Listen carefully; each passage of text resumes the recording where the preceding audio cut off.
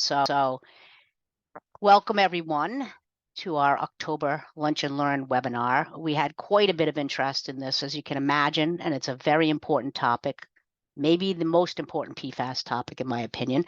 So we're going to get right to it, but first, some Zoom etiquette. Everyone should be muted as you join the webinar, and I'm just asking to stay on mute until the end when we can open it up for questions and answers and discussion with Amanda. There is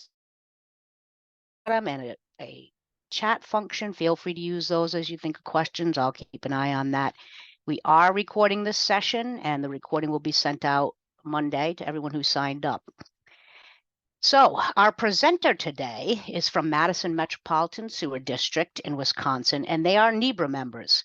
And I'm guessing it's because of the PFAS issue, and also because until recently there was no Midwest Biosolids Association. Madison got involved with PFAS early on and did a great job communicating with their customers about it, thanks to our presenter today, Amanda Wegner. So Amanda joined the district in 2019, bringing nearly 25 years of experience in marketing and communications. From her start in her hometown newsroom in high school, she has held a number of roles across the private, nonprofit, and public sectors, and she ran a communications consulting business. She spent 7 years leading communications at Clean Wisconsin, an environmental nonprofit dedicated to clean water, clean energy, and climate change advocacy, right up our alley. Prior to the district, she led digital marketing efforts at Wisconsin Economic Development Corporation. She has a bachelor's degree in English from the University of Wisconsin-Madison and completed her MBA at the University of Wisconsin-Whitewater. And I am really pumped to have Amanda join us today to tell Madison's story and to give us some great examples and best practices to employ when we speak with our customers about PFAS issues. And she's right, we must be more proactive. So Amanda, take it away. Excellent. Well, thank you, everyone. I am delighted to be here today to talk about this topic. It is an important topic and one that I enjoy talking about because it is so important for all of us to do. So over the course of our Lunch and Learn today, I'm going to talk about the importance of proactive PFAS communications, but I'm really going to infuse that through the district story with PFAS communications.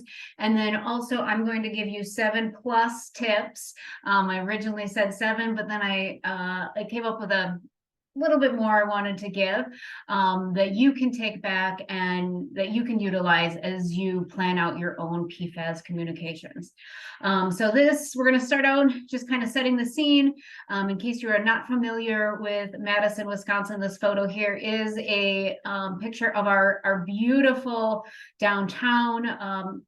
Madison features an isthmus with the Capitol right there in the center, and there are 2 lakes on either side, and they're part of a larger chain of lakes.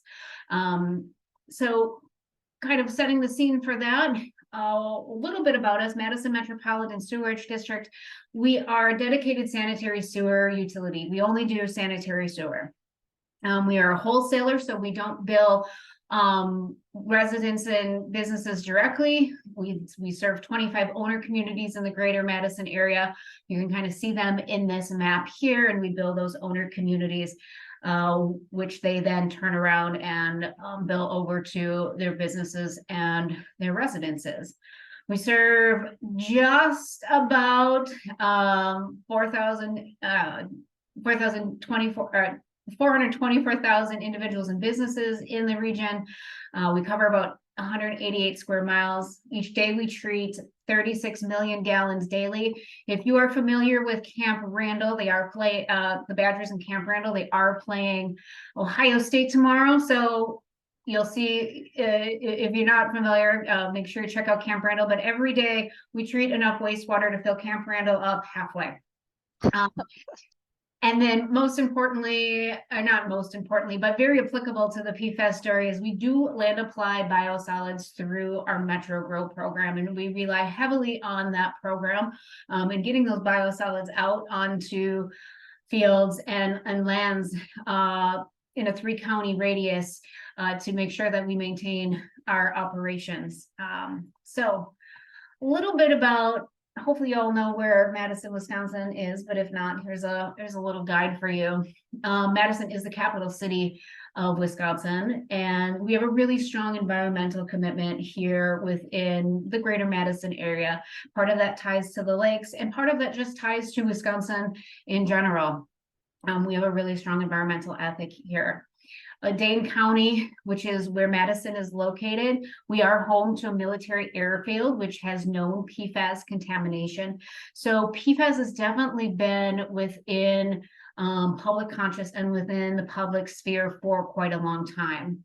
Kind of on a similar vein, the water utility here in the city, it did struggle early on with PFAS communications. Right as before we had sort of the refinement and testing and analysis that we had today, PFAS was discovered in some drinking water wells in the city, and the utility could have, maybe took some missteps in how it communicated with that. So that kind of created some discord around PFAS here in the community. So that was a little bit of something that we were up against as the wastewater utility. Kind of more broadly in Wisconsin, Tyco which creates AFFF foam. Contamination was found in the Fox Valley, and so that really kind of created ripples throughout the state. And so kind of taking all of that, the district back in summer of 2019, so that was shortly before I started with the district, really started proactively looking at PFAS, and it'll get to kind of the tenets of that here in a moment. But the district has always had that. We've been around for almost 94 years, and we've really had this mindset of being proactive, of being innovative, and we really saw the writing on the wall early, despite Wisconsin not really talking about it too much. They were starting to, but there was all this other stuff going on in communities, both locally and through the state. I mean, we really felt it was important to get going on that soon, to be, as we're here to talk about today, proactive. So I'll kind of give you a little bit of backstory on that on the next slide, but it wasn't until last year that we finally got some regulations here in Wisconsin, and it's actually very limited regulations. So back in 2019, the district made a commitment to PFAS. We wrote a white paper and then moved forward to our commission to approve a plan. And it's basically a three-pronged approach. So that's a fate and transport review. So basically kind of looking at what research and knowledge we had at the time, looking internally as well, and how might PFAS move around. Where might we find it? What are sort of kind of help to guide what we'll be looking for, as well as our sampling analysis. So we are currently in our third year of sampling and analysis of PFAS. It is not a requirement for us at present. But again, in terms of being proactive, we felt that was really critical for us to get on that sooner rather than later. So our first phase of sampling and analysis was really just to take a snapshot. What do we have? So we looked at our influent, our effluent, our biosolids, and then some of the other things that either we make or we use in our process, including polymers that we use for our biosolids. And then we also do produce struvite, which is kind of a form of phosphorus. I'm sure some of you are aware of. We produce struvite that we then provide back to the market. So we can be reusing that constituent. So we tested for that too. Phase 2, we released the results of that about 4 weeks ago. And that really moved us into now more of a temporal type of testing, where we wanted to start looking at how does PFAS maybe change with time or change with the seasons, different things like that. And particularly with our biosolids, our Metro program is a liquid biosolids, class B liquid more of a liquid biosolids, but we do make a little bit of class A cake. So really wanting to look at how PFAS might transform over time, especially in that cake product. And then importantly, what we're talking about here today is communications prong. So with the communications, we kind of set out at first and weren't really sure what to do. So all of this was sort of happening at the end of 2019, beginning of 2020. And what we felt was really important at that time was to have the backing in our communications of agencies that were more knowledgeable or had more resources than we did. So looking to our Department of Natural Resources, our State Department of Health, and then also looking to public health.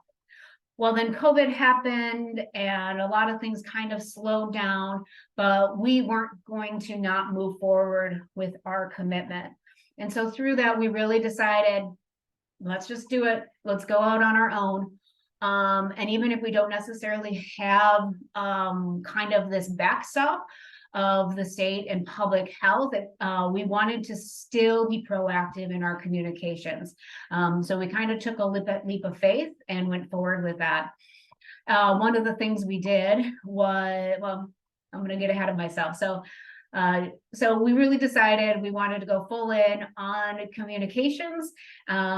And I want to kind of through the next slides, walk you through some steps of what we did and how we got to where we are today.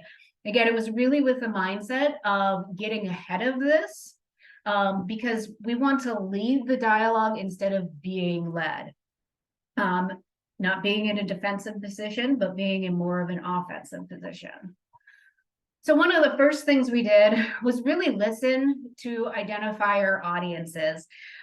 Each utility, each community is different. As I shared up front, Madison has a very strong environmental ethic as well as an environmental justice ethic.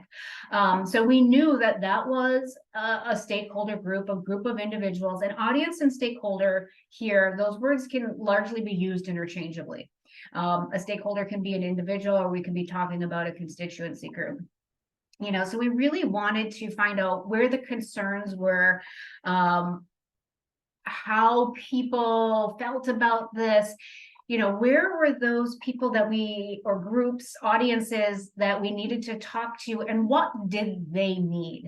You know, we don't here in Madison have a really big industrial base. We do have some, and they are important to talk to, but not necessarily as important as the environmental or environmental justice group. Now, I have a colleague up at the Green Bay Water New Water utility, and for them, they're in the Fox Valley of Wisconsin. There's a lot of paper mills, a lot of industrials out there. So for them, that industrial group was the most important audience for them to start working with. So really listen to what's being said in your communities, what your utility is hearing, and identify who are the audiences you need to be talking to and kind of put them in order of importance. And that listening, it can be what you're hearing, what you're getting into your utility, but you might also opt to do stakeholder like town hall type meetings. Maybe you are going to meetings of other agencies or townships. What are they saying there? There's lots of different opportunities to listen, both actively and passively.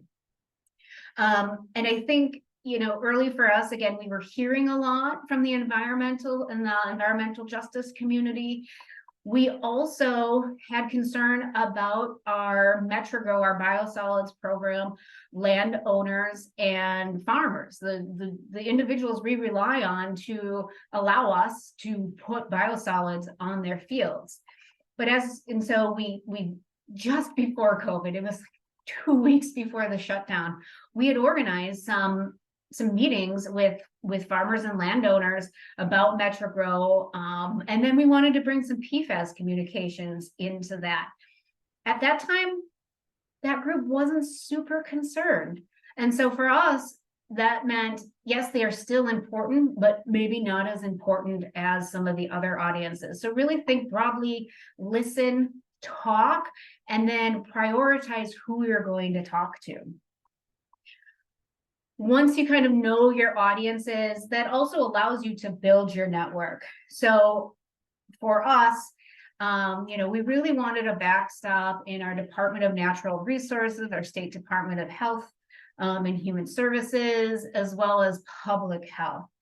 Because importantly, we are not working on this alone. I think that's evident by the number of people on here today, but there are lots of different agencies, groups that are interested in working on this. So I really encourage everyone to be proactive, engage with other utilities. You're doing this in part here today by participating, government agencies, even environmental groups. Maybe there are fishing groups or friends groups that maybe are interested in this. Really start building that network, because PFAS is not going to be solved alone, but we also need to be listening to each other. And that's also an opportunity to be aware of one of the tips I'll give toward the end, and that's the anticipation of what's next, continuing to listen and continuing to talk. For us early on, it was so important, again, because we didn't necessarily have regulatory agencies to rely on, was to define our messages and stick to them. And what you see here on the screen was our first iteration at mapping. And we used a technique called message mapping. And I'm going to talk a little bit more. I'm going to talk quite a bit about messaging here today, but it's so critical up front to define your messages and stick with them. Because as you're communicating, if you are constantly kind of moving the ball in what you say, that will start to erode trust with the people that you want to talk with. So it's so important that you spend time up front.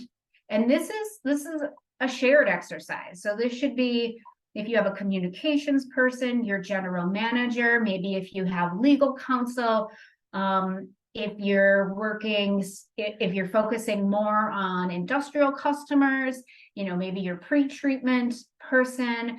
If you're more concerned on the biosolids side and you have someone who is a liaison, if you apply someone who is a liaison with those landowners and farmers, this is not a solo exercise. Bring multiple people to the table, because they will have insight on those groups that you're talking to. And just really spend a lot of time on this. This is where, listening takes time, the networking builds time, and this is not something that, the messaging is not something that you want to whip up in a day. This message mapping probably spent the better part of a month working on. And the nice thing about message maps is that it gives you a nice roadmap and talking points, so that whether you are writing something or you're having a conversation, you can go back to them. And it helps you to guide conversations. Now, to talk a little bit more about message maps. Now, there are lots of different ways that you can do messaging. I really like message maps, though, because what they are good for is really topics of high concern, controversial issues, or things that are risk situations. These were developed by Dr. Vincent Covello, has worked with federal government agencies, and a lot of groups utilize this tactic here for mapping your messages.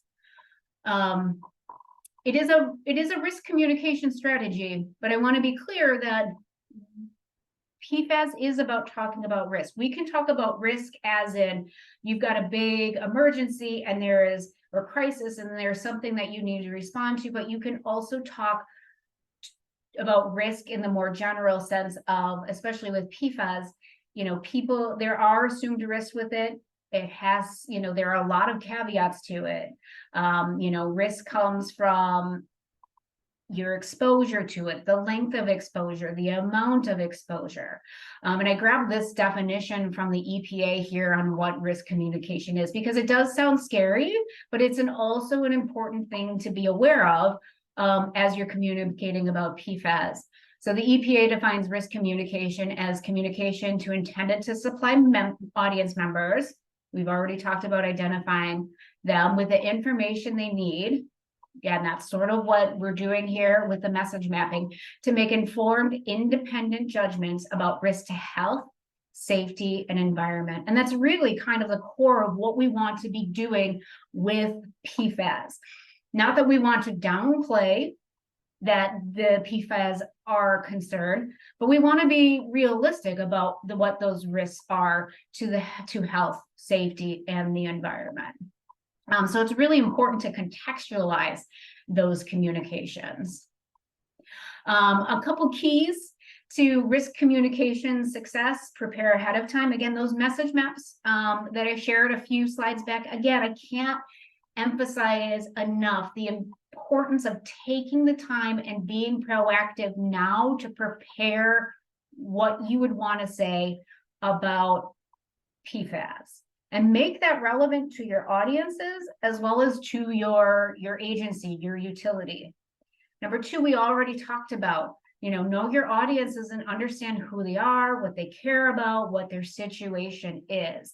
How you talk to landowners is going to be different than how you talk to industrials versus how you talk to maybe the public and those who care more about the environment, environmental justice, because they all have different stakes in the game. With risk communications, we all know what KISS means: keep it simple, stupid. So less is more. You want to be measured in how you communicate risk, especially when things are uncertain. We are learning more now. We know more about PFAS than we did back in 2019 when the district started this, and then I first did those message maps. And so, but we still need to be really honest, getting into number 4, like about what we know and what we don't know. For instance, at the district, we've been doing testing, sampling, and analysis. So we know what is in our biosolids, our influent, our effluent, but you may not. And it's important to be honest about that. Practice and learn from experience or others. It's always hard those first few times you create a flyer and put it out into the world, or a bill stuffer, or you have to go present at a township meeting. Just bring someone along with you. Have them, especially if you're giving a presentation, have them listen to what you're saying and look at the room and how did it land, and use that and reiterate for the future. And just remember that these communications, not only do they need to be proactive, but they have to be ongoing. This is a topic that will not stop for the foreseeable future, and you have to kind of keep going back and reassessing. And then plan your outreach, getting to number 4. So one of the biggest, scariest things that we decided to do at the district, again, because we did not have any sort of regulatory backstop to help us with talking points, is we just decided we were going to create a website dedicated to all things PFAS for the district. So we planned this out. It was a couple months in development, and this website has been very well accepted, not only within the community. It is a resource, but I know many organizations have looked to it and have shared it as a resource, because without resources to point to as you are communicating, it's difficult. You need to have, again, some sort of backstop, so it's not just what we say, but what is the shared knowledge? What are others saying? What research exists out there? And that's really what we're trying to do with this website, is to provide a one-stop shop, not only for education and outreach on PFAS, but what is the district doing? So we post our sampling and analysis results on here. Under the results tab, you can go there today and you can find the results from phase 1 and from phase 2. So we have some shortened versions of those, but then we also have the entire report for both phase 1 and phase 2 posted on this website.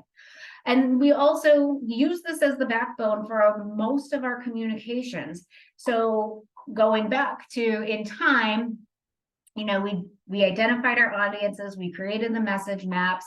We made a whole entire communications plan that helped outline when we're going to engage on this topic, what are the main messages to get out, going back to those message maps, what are our platforms, who are we talking to? And have really worked to utilize from that plan to do outreach on that. So it's really important to put some time into framing how you want to do outreach with points 1, 2, and or tips 1, 2, and 3 that we've already talked about. Another pro tip in terms of proactive communications is just trust and transparency. This is a really big reason why we opted to kind of go all in and create a microsite for our PFAS communications. We had already committed to the sampling analysis, and there were some questions early on as we were iterating this website of, oh, should we put the results on there? And from the get-go, my answer had always been, yes, we should.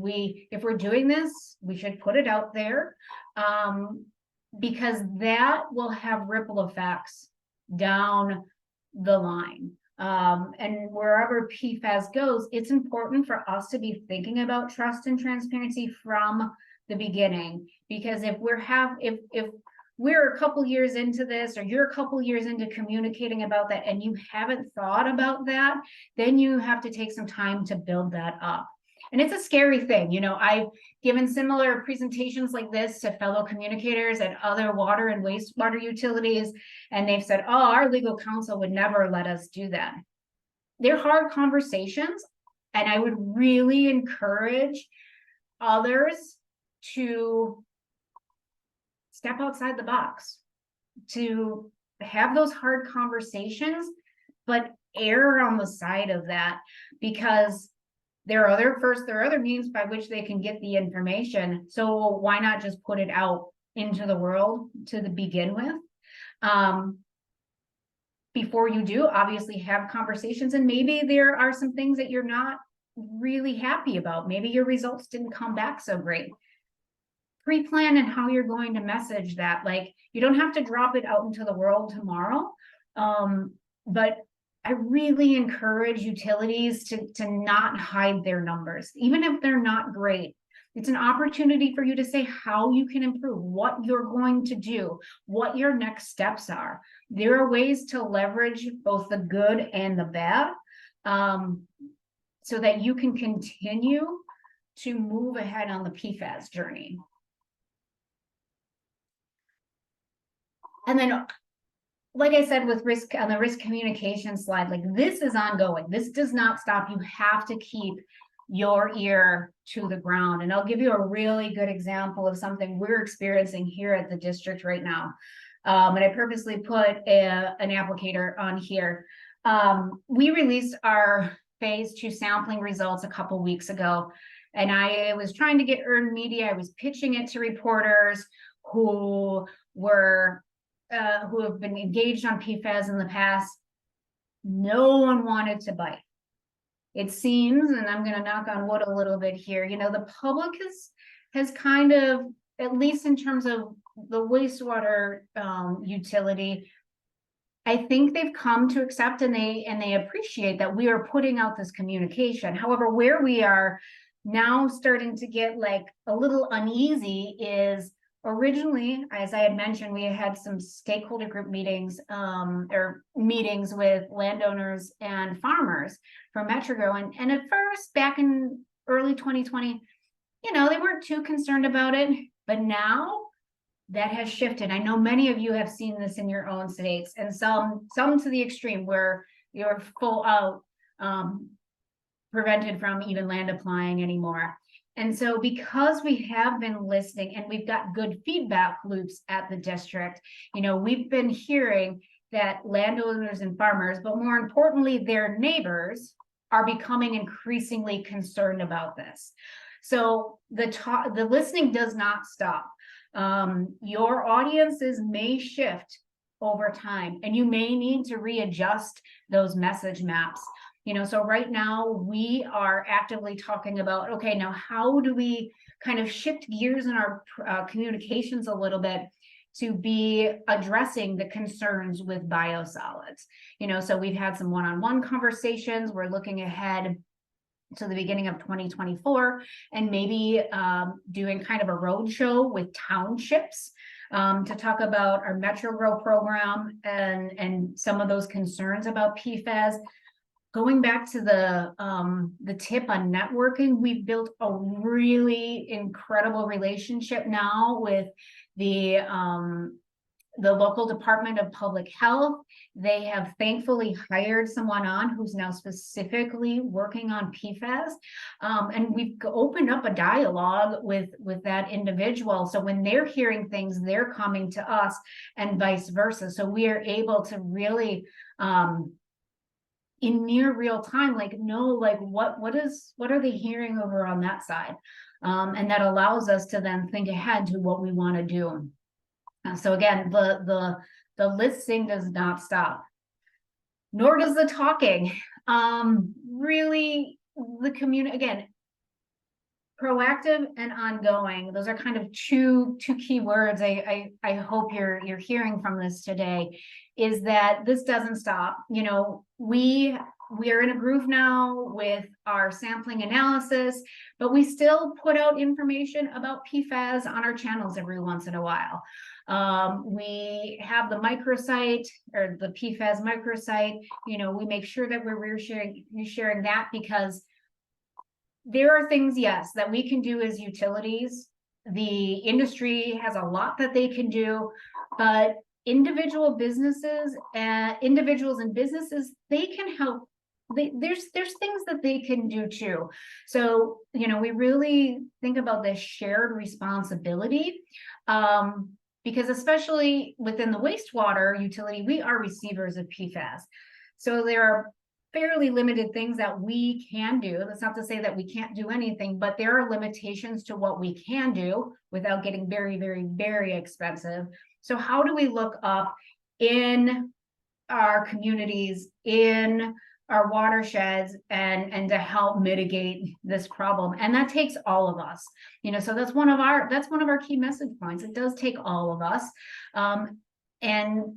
But you can't just drop that talking point once and then hope it sticks. It has to be a regular conversation. So PFAS communications, I really implore everyone to not make it a one and done thing. It's not a singular campaign. It is really something that for the foreseeable future will become regular course of your utilities communications and conversations. So, to kind of get back to the importance of proactive communications, we've been on this PFAS journey for over 4 years now. And I think what has allowed us to be successful is to be planning, to be talking, to be listening, and again, to not let it be one and done. And so I would encourage everyone who is here listening today, it might be scary, it might be uncomfortable, but it is really so important for all of us to be talking to one another and communicating about this, learning what works and what doesn't work, and just jump in and communicate about PFAS. So with that, our microsite, our PFAS dedicated PFAS site is mansewerpfasinitiative.org. I know NEBRA has sent it out a couple times, so maybe you've seen it. If not, I encourage you to go check it out. I'm always available as a resource, so you are more than welcome to email me if you have questions, or even just a chat. And I encourage others on this call as well is to network with your fellow utilities, your fellow agencies, see what they're doing, what works, what doesn't work, because we are all stronger together, and then we can help lead that dialogue on PFAS. So with that, I think we're going to open it up to questions. All right, great. That was a terrific, very interesting presentation. Forever communications for PFAS will be required, huh? Forever chemicals and forever communications. Yeah. I agree, though. But a quick question, Amanda. How many people do you have working for you? myself, and I have a halftime person. That's awesome. Really? All Yes. right, good. That makes me feel better because I've talked to other utilities where they have a huge, like 12-person staff, PR, and yeah, Oh, yeah, no, there's only 1.5 of us in communications and marketing. wow, it makes it even more amazing. All right. Oh, we got an entry in the Q&A section here for Brian Fraser, new NEBRA member. Maybe he has a background in mass communications. We might be tapping that. Thanks. All right. If anyone wants to raise their hand too, that will let me know I can unmute you. And so now's the time to ask questions if you want. Here's one from New Hampshire. Have there been any, this is a great question, Amanda, you see it?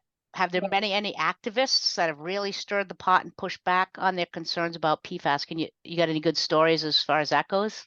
I have a story. It's not probably as sexy as maybe we were hoping to hear. So there was one individual who actually has been very quiet for a number of years now, but early on, there was one environmental justice advocate who would attend our meetings, and also send emails to myself and our director of ecosystem services, Marty Griffin. He may be on today, who's really the champion and leader of the PFAS work here at the district. But not activist as in like stand up and rabble rouse or anything like that. She did ask some pointed questions when I presented our PFAS communications plan to our commission. And she would send emails, but we kept a respectful dialogue. And I think with activists, unless they're being vulgar, rude, you have to set your own line, engage with them. Again, this gets back to the listening part of it. Their expectations may be unreasonable, but it's also still good to hear because not everyone is willing to speak up like that. So I would say engage from maybe an arm's distance, but also know your limits. So if things start to get real heated, vulgar, they're rude, like you also have to protect yourself and your staff. So set some lines in the sand as well, or put some lines in the sand as well. Yeah, fair enough.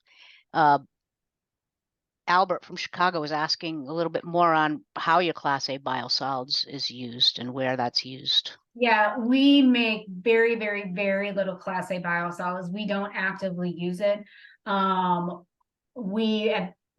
this year, we've actually, my understanding is only made it for testing. We do have a very small handful of farmers who like to use it, but it is not something that we make on the regular. It's more on the research end that we produce it at this point. The overall majority is our Class B Metro Grow. All right, we have some more questions here. From Connecticut, have you looked at communicating the less importance of wastewater and biosolids contamination and more focus on drinking water side of regulation? So I think we're getting to exposure, right? Yeah, so we do have some fact sheets where we talked about exposure. We don't do drinking water, so we stay in our lane. One thing that we do talk about, so we discharge our effluent into downstream waterways. So, we have communicated from the surface water perspective. Those surface waters, though, don't affect the drinking water for the Madison area because that's all groundwater. So because that's not really our lane, we tend to stay out of it. Fair enough. Here's a great question. Have you worked closely with the legislature, and what engagement have you had with like municipal associations who represent your towns and cities in the district? Yeah, so one of the things that we did early on is that our legal counsel actually works also with what is called like the League of Municipalities, Cities and towns or something. cities or Yep. something like that. So there's a bridge between Oh, that. great. Our legal counsel is also really engaged with the legislature and regulatory agencies. So for that has kind of been our liaison.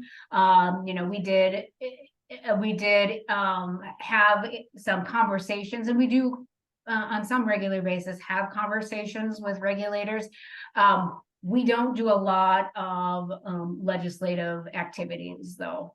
It's mostly commenting, like we will comment when there's calls for comments on things that may affect us, but we don't necessarily have a lobbyist or anything like that.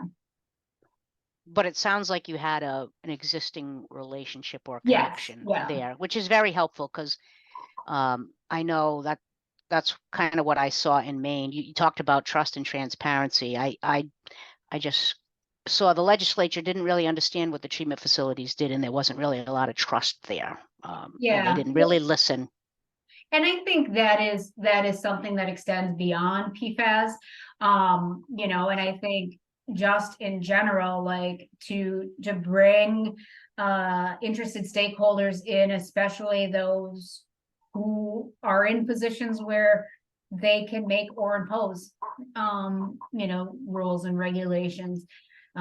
It certainly does not hurt, to help educate them just in general about what you do and how you operate.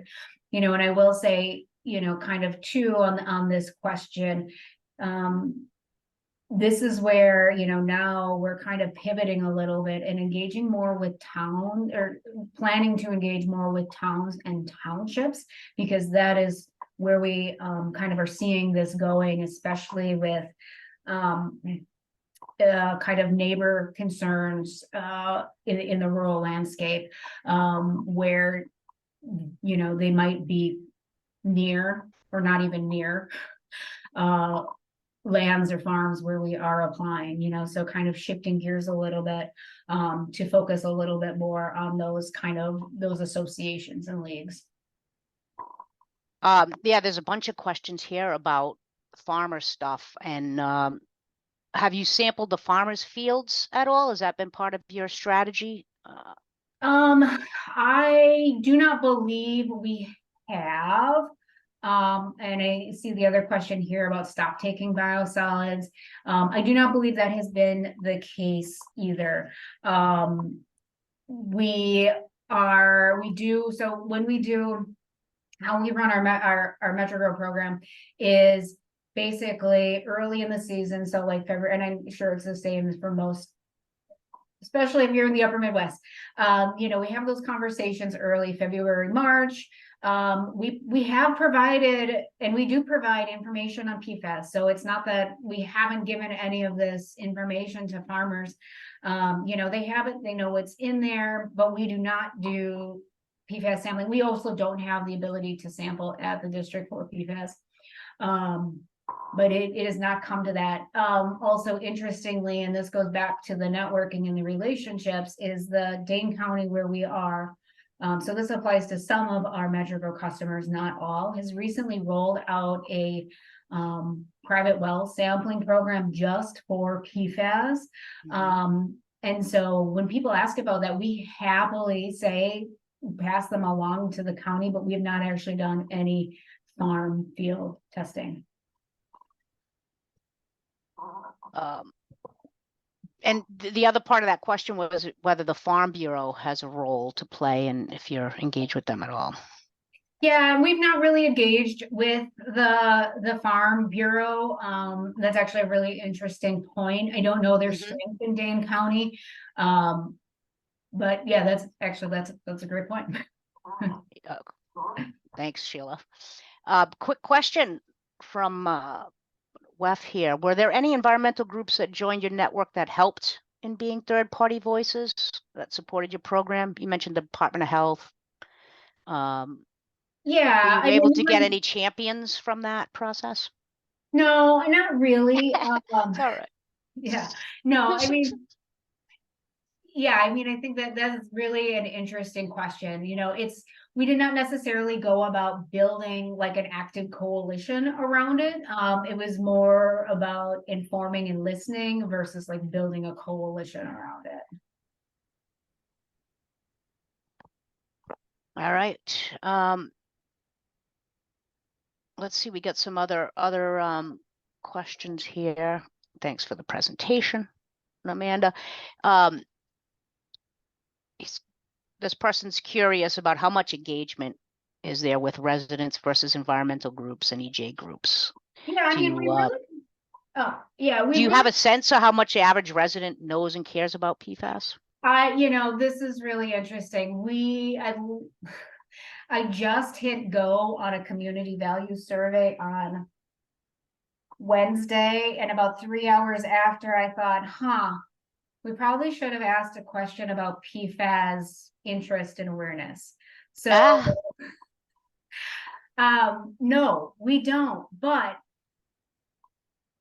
in terms of engagement, on what we put out and interest, like I have the sense, and I think it was telling recently when I was pitching our phase 2 sampling results, like I could get no reporters interested in it. Yeah. So I think there is still interest in PFAS, but I think in part today compared to 2018, media and groups, so many more people are talking about it and helping to educate. And I think when people are not aware of something, that's when a lot of fear comes in. So I really do think that the more that it is talked about and that the more people learn, the fear starts to kind of come down little by little. You will always still have individuals or groups with very specific interests,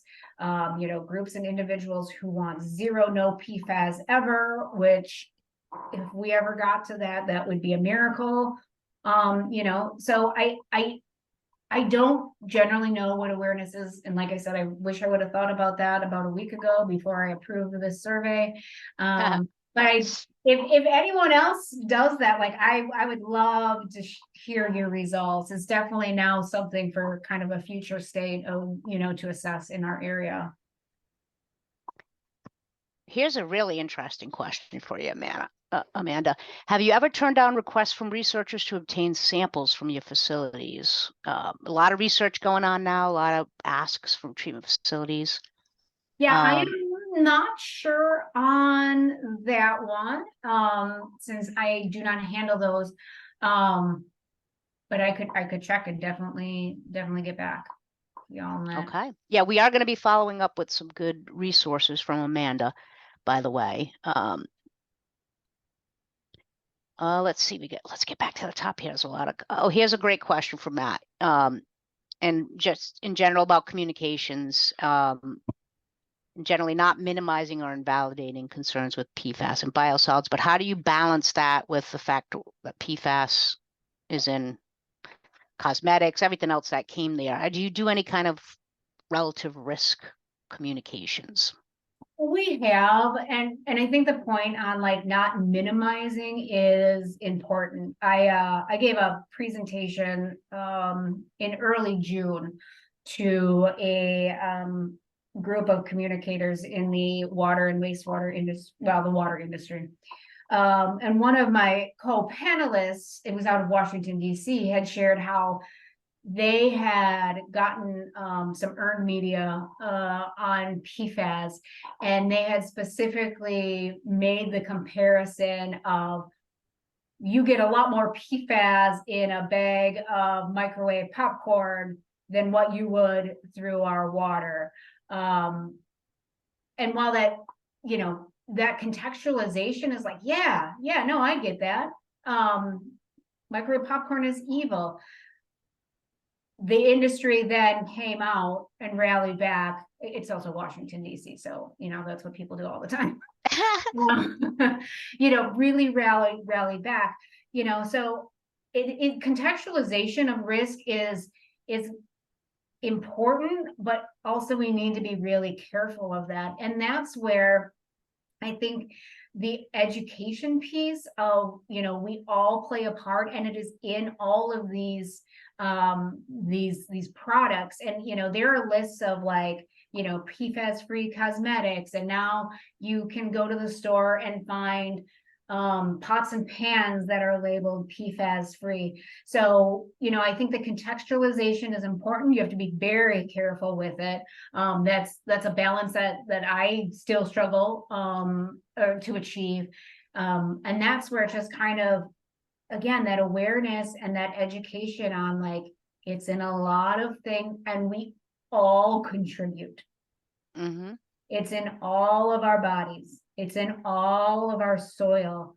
And that's a piece that is a little less contentious than some of the contextualization, especially against other products, Yeah. where it can, some have experienced backlash on that. Yeah. Interesting. Somebody's asking if there's, and I don't know if you answered this, but has there been any concern from farmers or farm neighbors regarding the risk from accumulation of PFAS, so multiple applications? Well, You said you weren't really having a lot of trouble with the farmers. Yeah, we're not really having a lot of trouble with the farmers. It is now more of their neighbors that are concerned, especially interesting. Like over the summer, I had an uptick in calls from rural neighbors. I don't know if they're necessarily concerned about accumulation. I think they're more just concerned, is it in my drinking water? And this is another thing, proactive communications. Have scripts for your customer service people, or for, if it's your public affairs person that takes all calls, or, your admin staff, have a script, or have them direct those calls specifically to someone, after the first one or two calls, like, I bullet pointed what I was going to say to these people. And that really helps, because you will get some very passionate people on the phone. That makes for some hard conversations. And it's really important, to know, again, those message maps, and know what you're going to say to them, and where you can provide resources. We are so lucky now to have a program with the county public health department, to be able to refer and go have your drinking water well sampled for PFAS. Yeah, that's really important. I think you answered this, but did you have any farmers stop using That your I'm not materials? sure of. I would have to check. I generally, this was just a conversation I was having the other day. Like, generally, our customers are committed and long-term. My understanding, there has not been not much is concerned from them, versus, again, their neighbors or their townships that they're in, township leadership. Do you happen to know what the farmers are growing that are using your product? Oh boy. We can find out. That is interesting. Yes, but that was a question from Maine. They're very focused on uptake into different types of plants and what. Yeah. I mean, I think it's mostly corn, wheat, and soybeans, depending on the season. I would have to double check, though. I should know this, but I do not. I also grew up on a farm, so I should know this. All right, that's all right. We won't hold you to that. Here's a bigger picture question about Wisconsin. I don't know if you can answer, but do you know what's going on in the state as far as capacity for biosolids end use? Is there a plan for the state on how to manage all those materials? I do not know if there is a overall biosolids generation capacity plan for the state. I mean, we really focus on our focus is on what we can do for the districts. I'm not quite sure on that one.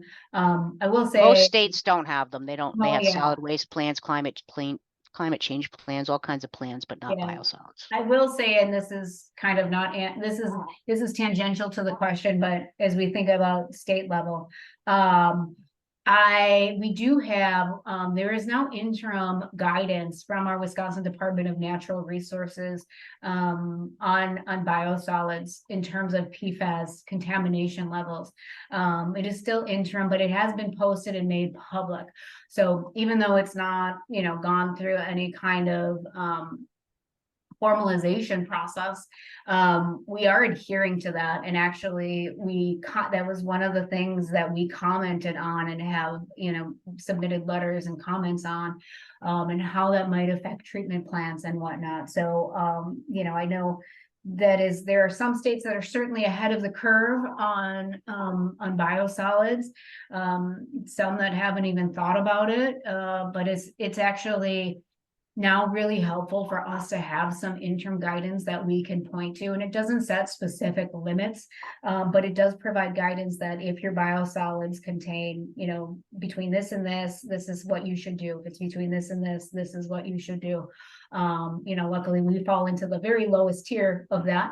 And so that helps. That's been helpful. And two, in terms of communicating risk. If you have state level standards, that is something that you can communicate against.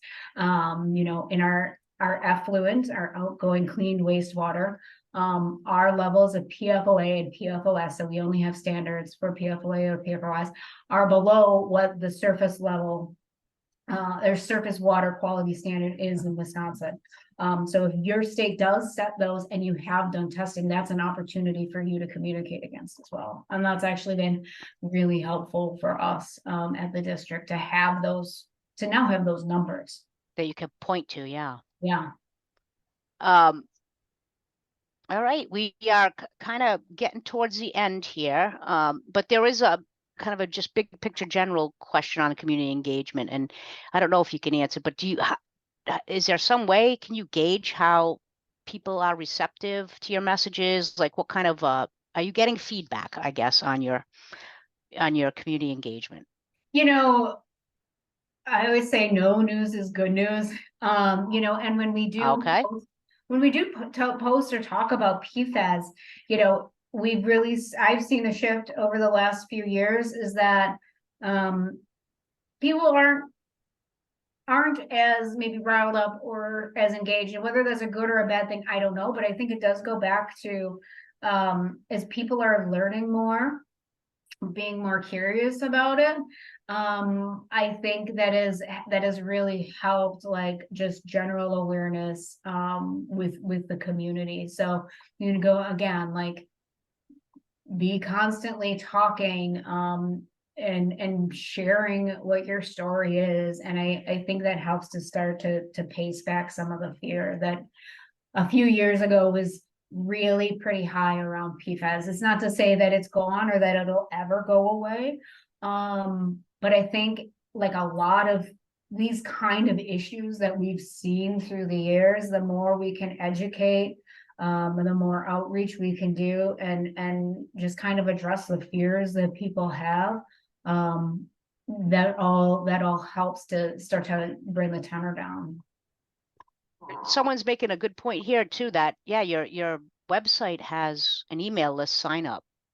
Do you what kind of feedback to get from that? Do you have a bigger audience now? Obviously you probably do, but yeah, we pretty infrequently send to that. It's more like when we have like a new blog post or something to share. It's pretty infrequently, and we haven't gotten any response. It's a good option to have, though. To that. Yeah. I think we had bigger plans for that email list when we first developed the site. But yeah, it's pretty infrequently used, but it's a good option to have. Yeah, I agree. Does anyone have any last minute questions? You can go ahead, and if you want to raise your hand, I can unmute you. Might be a faster way to go, but there's a bunch of folks saying thank you very much, Amanda. And this is not easy work by any means, but I agree. We gotta keep doing it. Keep doing it. Just keep doing it. Does it get easier? Maybe a little bit. Okay. There's to the point of keeping your ear to the ground, there's always a little something that pops up. Yep. Hang on, I got one more question here. Nope, everyone's just saying great presentation. Thank you very much. I am going to follow up with the recording link and some resources from Amanda. And if anyone else wants to volunteer to help us, that'd be great. But thank you very much for joining us today. Our next Lunch and Learn is scheduled for December 8th with another NEBRA member, Heartland Water Technology. They're going to talk about their new ultra high temperature ionic gasification service for biosolids. But please check our events page for more information. I'm always looking for suggestions about lunch and learn topics. So if there's something you want to lunch and learn about, please let me know. And with that, again, thanks so much, Amanda. Keep up the good work. Thank you for sharing what you know. And thanks everyone for joining us. Have a terrific weekend. Yeah, thank you, everyone. I appreciate the opportunity.